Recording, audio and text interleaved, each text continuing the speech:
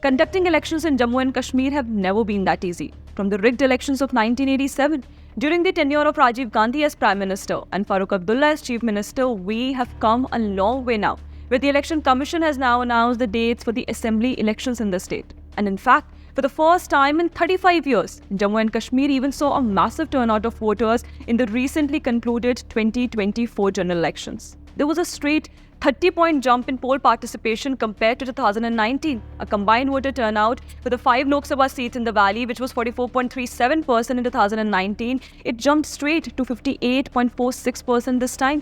I mean, this active participation clearly shows the confidence and trust of the Jammu and Kashmir people for the centre. The people have embraced democracy and have asserted their stake in governance. It was also a huge positive step to go for the assembly elections in the Union Territory of Jammu and Kashmir.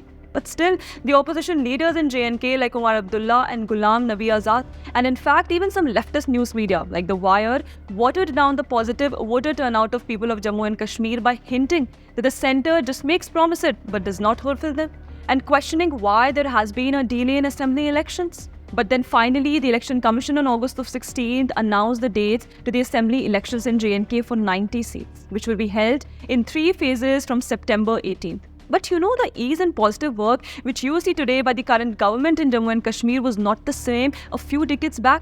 The 1987 elections in the valley was so rigged that it eventually triggered the exodus of Kashmiri Pandits from the valley. The violence and guns were eventually raised after these elections. Recalling those times, let me start by telling you what actually happened. So in 1987, assembly polls were announced where Sayyid Muhammad Yusuf Shah, also known as Sayyid Salahuddin, was contesting as a Muslim United Front candidate. MUF was basically an alliance of several Islamist parties of the valley. Now, on the other hand, there was Ghulam Muhyiddin Shah of the National Conference. The voter turnout was massive, but despite Salahuddin leading the margin, Muhyiddin Shah was declared the winner from the Amira Qadr seat. Thereafter, all hell broke loose as supporters of MUF and Salahuddin clashed with the security personnel, alleging manipulation of the counting process. Yasin Malik, who was the campaign manager of Salahuddin, crossed over to POK to eventually lead the Muzaffarabad-based terror outfit Jammu and Kashmir Liberation Front, which unleashed terror on Indian forces and the Kashmiri Pandits in the valley. Following this blatant poll manipulation of 1987, there began an era of selective killing of nationalist Hindus, including that of BJP Kashmir Unit President Tika Lal Taplu, a nationalist journalist Prem Nath Bhatt, Judge Neelkant Ganju, and Doordarshan director Lassa Kaul. You see, through the 1987 election results gave a victory to the alliance of Farooq Abdullah's Jammu and Kashmir National Conference and Congress led by Prime Minister Rajiv Gandhi, but it tore apart the people of Jammu and Kashmir, resulting in the rise of militancy and terrorism in the valley.